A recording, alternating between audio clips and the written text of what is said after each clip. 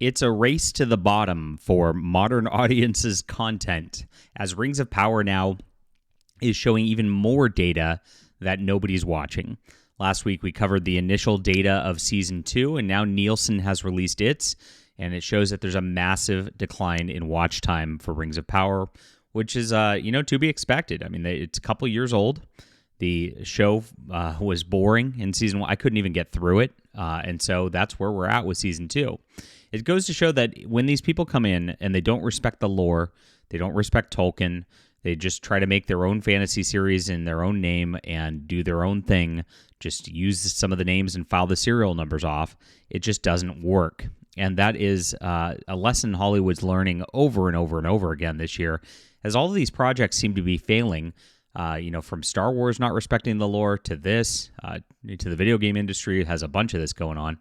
And I don't know at what point they're going to realize we need to stop with this like subverting expectations thing and trying to make it our own and just do what people like with a property. It should be simple.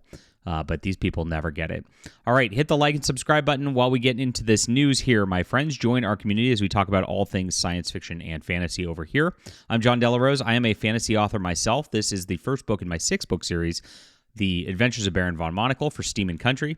This is a really, really fun, high-paced, fast-paced, high-action series. Just a bunch of airship combat, a lot of fun things. I owe a lot of my thoughts to the early Final Fantasy games. I loved those and kind of built a world around my experiences there. So if you enjoy that kind of thing, please check it out. I would appreciate you reading this weekend. Start your journey right here. We have it on ebook, print, and audio. And all the first 5 books are on audio as well. Number 6 will be coming out in January on audio. So thank you so much for supporting. That link's in the description below, and you can read some great stuff. Okay, so new viewership data reflects other data points that show that Prime Video's Lord of the Rings, Rings of Power lost a significant amount of its viewers between the first and second season. Nielsen reported back in 2022 that it brought in 1.235 billion minutes watched for the 2-episode premiere. Now the data trafficking firm is reporting that Season 2's 3-episode premiere brought in 1.015 billion minutes watched. Now that's 3 episodes compared to 2, and it's got to drop even with 3 episodes compared to 2. So that means the amount watched per episode is a lot lower, my friends. So doing the comparison, numbers straight up are 18.9% lower. However, if you factor in the runtime of the episodes, the first season had a runtime of 132 minutes for its episode premiere. This one has 204 minutes. If you divide it, it's actually a 47% decline between Season 1 and Season 2. Wow. And that closely matches the analytics that we're showing from Samba TV, which were reported that 1.8 million households watched the original premiere. This is what we covered last week. And then it dropped to 900,000 for the premiere of this one. So the 50% decline tracks overall. Absolutely crazy. So Kim Masters, a Hollywood Reporter, said that 2023 only had 63% of individuals who watched part of the show's premiere in 2022 did not complete the show. While she wrote, Amazon, like other streamers, provides only limited data, and internally it held information that even more closely than usual on the series. Close sources confirmed Rings of Power had a 37% domestic completion rate. That's not very high at all.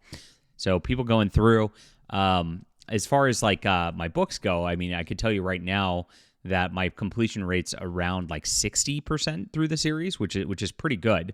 And that's kind of what you want to see. So when you're getting down to a 37%, that means most people have tuned out, which is a bad deal. So for those outside the United States, the completion rate was higher. Overseas, it reached 45%, which is still very, very low. And it says a 50% completion rate would be solid but not spectacular. Like I said, 60% is kind of what I find on the books, which is great. Not only did the show lose massive numbers of viewers between Season 1 and Season 2, but they're losing them rapidly after the episode, from episode to episode of Season 2. Luminate shows that the show only garnered 63.2 million in its first week. It only tracked a single day given Rings of Power's release time, and then it reported 764 million minutes watched. The third week, it declined by half to 372 million minutes watched. So you can see that even after that 3-episode premiere, People were like, nope, I am coming out of this. So Rings of Power is in really bad shape, and they're talking about season 3. I've seen some of the actors make some posts saying that they are excited and optimistic for the scripts out there, but there are no scripts done. And it looks like, I don't know. Amazon says they've committed to 5 seasons of this. I don't see how it works. I don't see how this is going to last this long. And this is wild stuff. So, and they, in this last episode, the episode 7, they tried to bait everybody because they know that they were going against the lore again. They're doing something stupid. I actually thought it was going to be worse than this when I heard about season 2 coming out and what was going to be happening with this. But gosh, let's talk about just how bad this is. The obvious bait for controversy. Rings of Power fans have a lot to say about divisive Elrond and Galadriel scene in season 2, episode 7, which is the 2 characters kissing. They didn't even put a picture on it. But yes, you can see, didn't have that on my bingo card. Neither did she, says a person down here. And you did what to who? This is an excellent one right here on this. It served as a goodbye, but it was not romantic. It was a chaste kiss, primarily worked as distraction, so Elrond could hand her the pin. It's not what some hate-mongering people will try to make it. Okay. So, I mean, this is a very, very bizarre thing, hate-mongering people. Just because it's something that, like, violates the lore and violates everything that goes before and ruins these characters doesn't mean we're hate-mongering. I don't know what that has to do with anything. These people are absurd. We know this. So here it is, and what they've got is the 2 iconic elves lock lips in a move that I immediately knew how divisive it would prove to be, of course, because it's insane. Now, before you fly into a rage, grab your pitchfork and join the mob baying for Rings of Power's creators' heads. Let me provide you some context as to why this happened. Look at the media standing for these people immediately. So this is something that Galadriel should not be involved in whatsoever. It's crazy. It's nonsensical. And, honestly, I did think it was going to be worse because I didn't expect this. What I expected out of it, I expected her and Sauron to be doing this. That's what, because based on the way that they do these things these days, they try to make the villains into these like thirst traps, and that's what they did with the Acolyte, right? They got the dude naked, and they tried to get all the shippers interested in things.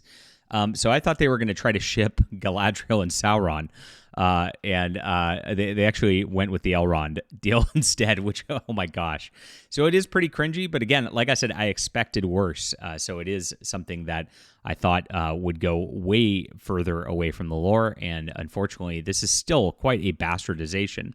So I don't know why, this is Tech Radar is going out like making a huge defense of all this. But it's just they write towards the lowest common denominator. They really do.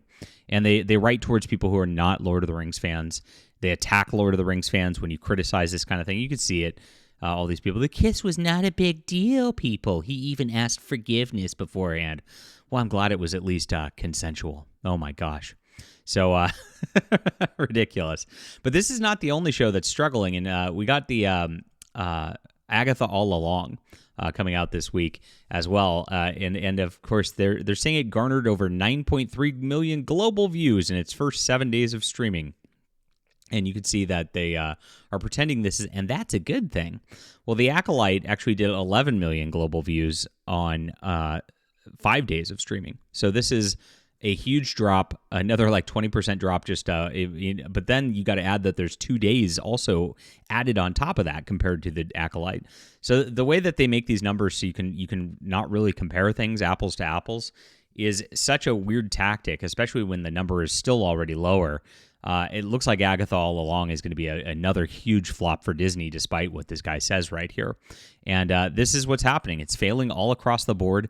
The stuff turning Marvel into like charmed witches for, for like wine ants is absurd. Like it's a superhero property, and they just aren't making superhero shows.